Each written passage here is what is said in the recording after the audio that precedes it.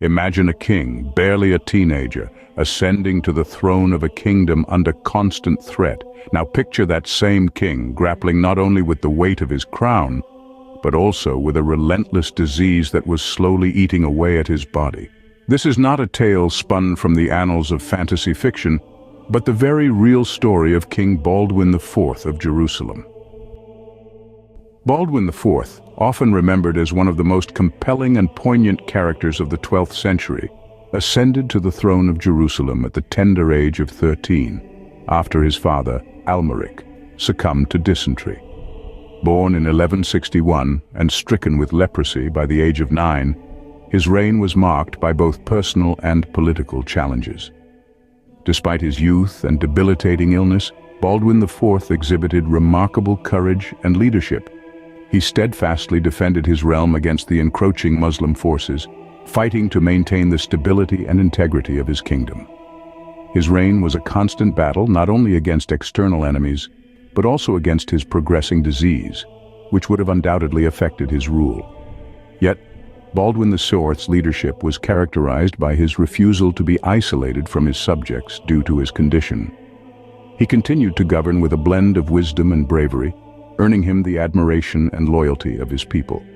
His determination and ability to inspire those around him underscored his tenure as king until his death in 1185, at the tender age of 24. Baldwin IV's story is a testament to the indomitable human spirit, showcasing how relentless perseverance and leadership can emerge even in the youngest rulers and under the most trying circumstances. Now, let's dive a little deeper into the legendary Leper King. Born in 1161, Baldwin IV entered the world as the progeny of Amalric, the Count of Jaffa and Ascalon, and Agnes of Courtenay, his first wife. Amalric and Agnes were parents to two children, Baldwin and his sister Sibylla. Just 2 years after Baldwin's birth, Amalric ascended to the throne of Jerusalem in 1163, ruling over a city governed by the Franks or Crusaders from Western Europe. From a young age, Baldwin was groomed in the noble traditions of his forebears, expected to excel as both a warrior and a leader. His education was entrusted to William of Tyre, a distinguished historian, and later the Archbishop of Tyre. William was among the most learned men in the Crusader states, and under his guidance, Baldwin was schooled in religious studies, history, and military strategy. It was during these formative years, around the age of 9, that William discovered Baldwin's lack of sensation in his right arm and hand, an early symptom of a grave illness. Amalric, upon learning of his son's condition, chose to keep the diagnosis private, fearing the potential repercussions if the news were to become public. This decision shrouded the young heir's future in secrecy and uncertainty, setting the stage for a reign marked by both valor and vulnerability. Leprosy, caused by the bacterium Mycobacterium leprae, is an infectious ailment that targets the skin, nerves, and mucous membranes. During the Middle Ages, it carried a severe stigma, often resulting in the complete isolation of affected individuals from society. Misconceptions were rampant, with many viewing leprosy as a punishment for moral failings or erroneously believing it to be a sexually transmitted infection. This led to widespread fear that leprosy could be contracted through mere touch or by sharing air with a sufferer. Despite these harsh societal views, Baldwin IV of Jerusalem confronted his leprosy diagnosis with remarkable resilience. Unlike the typical leper of his time, Baldwin did not face the same level of ostracization. His royal status and the necessity of his leadership role allowed him to challenge the prevailing negative stereotypes and misconceptions about his disease. Baldwin's journey with leprosy was notably atypical. He managed to maintain a mostly positive outlook and continued to rule effectively, proving that the disease did not define his capability or character. His experience reshaped perceptions of leprosy within his kingdom, demonstrating that the societal barriers imposed on individuals with the disease were both unnecessary and unjust. In 1174, the death of Amalric from dysentery during a military campaign in Egypt thrust his young son, Baldwin, into an unexpected role. At just 13, Baldwin was thrust into leadership far earlier than typical due to his father's untimely demise. Under normal circumstances, knights afflicted with leprosy like Baldwin were encouraged to join the Knights of St. Lazarus. However, the High Court of Jerusalem chose a different path for him, placing him under the guardianship of Raymond of Tripoli, a prominent baron in the Crusader states. At this time, Baldwin's leprosy was not severely impairing his abilities. By the summer of 1176, Baldwin had matured enough to assume the kingship, stepping up to fill his father's role as the leader of Jerusalem. He transitioned from under Raymond's regency, asserting his leadership and appointing his uncle, Jocelyn of Edessa, to a significant position within the kingdom. Aware of the implications of his disease and the unlikely prospect of having heirs, Baldwin IV took proactive steps to secure his dynasty's future. He arranged a strategic marriage for his sister Sibylla to William of Montferrat, linking Jerusalem with a powerful Italian lineage. Tragically, William died unexpectedly in 1177, shortly after their marriage, leaving Sibylla both widowed and pregnant, which further complicated the political landscape Baldwin was striving to stabilize. As Baldwin IV, the young leper king, navigated the complexities of his reign, Saladin, the formidable Sultan of Egypt and Syria, was rallying Muslim forces for a jihad to reclaim the Holy Land from the Crusaders. Despite the daunting opposition, Baldwin's early rule was distinguished by significant military achievements.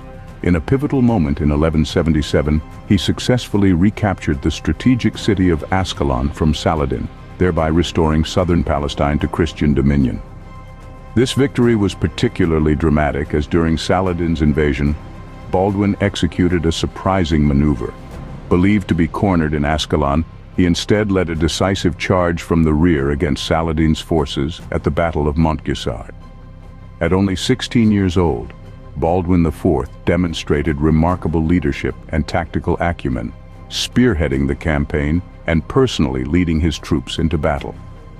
His ability to inspire courage amidst adversity resonated deeply with his followers, rallying prominent leaders and knights to his cause. Over the subsequent years, Baldwin repeatedly thwarted Saladin's attempts to penetrate his kingdom. Despite his physical limitations, he had adapted to fighting effectively, managing his steed and weapon with a single functioning hand, a testament to his resilience and the rigorous training of his youth.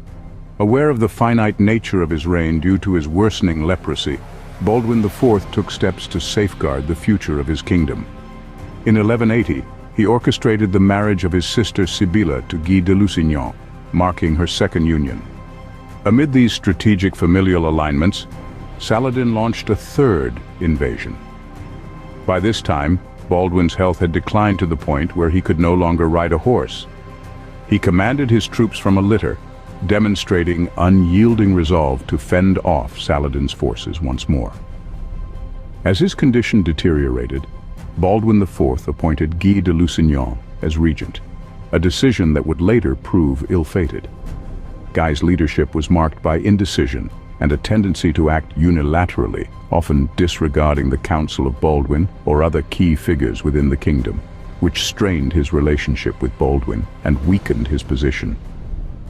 With no direct heir and his health failing rapidly, Baldwin IV took measures to ensure a stable succession by naming his young nephew, Baldwin V, as his successor.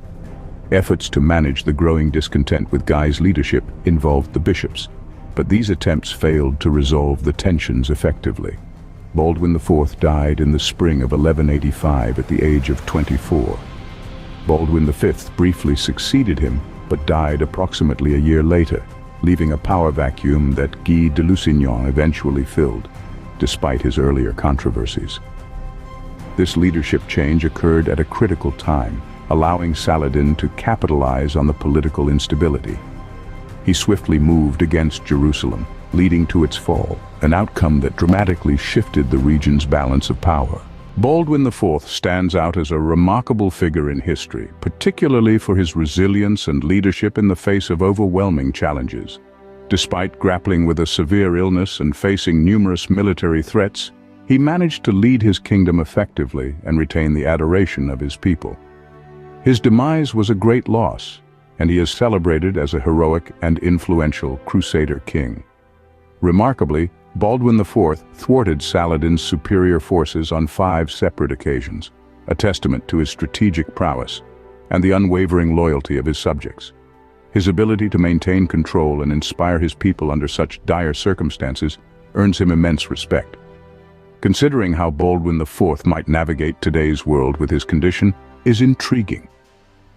Leprosy, while still widely misunderstood, is no longer the sentence it once was, thanks to advances in medical science. Today, individuals with leprosy can lead long, healthy lives with proper treatment. Baldwin's legacy as a leader did not let his disease define his capabilities. He used the cards he was dealt to the fullest, an inspiration to unyielding faith and perseverance. Thanks for watching, and I'll see you in the next one.